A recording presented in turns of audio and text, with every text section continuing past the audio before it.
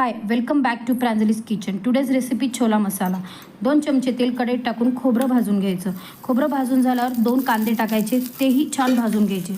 नंतर एका मिक्सर पॉटमध्ये लसणाच्या पाकळ्या, कढीपत्ता, टोमॅटो, कोथिंबीर आणि भाजलेला कांदा आणि खोबरं टाकून ते छान पेस्ट ग्राइंड करून घ्यायची. नंतर कुकरमध्ये 5-6 चमचे तेल टाकून ग्राइंड केलेला मसाला टाकायचा. तो तेल सुटेपर्यंत परतून घ्यायचा. तो परतून झाल्यावर त्याच्यामध्ये 1 चमचा लाल तिखट, 1 चमचा काळा मसाला, 1 चमचा धनेपूड आणि चिमूटभर हळद आणि 1 चमचा मीठ टाकून मसाला छान परतून घ्यायचा. नंतर भिजवलेले छोले सगळे त्याच्यामध्ये टाकायचे. नंतर छोले फ्राय करून घ्यायचे आणि 1 चमचा ज्वारीचं पीठ टाकायचं, जेणेकरून ग्रेव्ही घट्ट होते. एक ग्लास पाणी बॉईल झालं की कुकरचं झाकण लावायचं आणि 4 शिट्ट्या घ्यायच्या.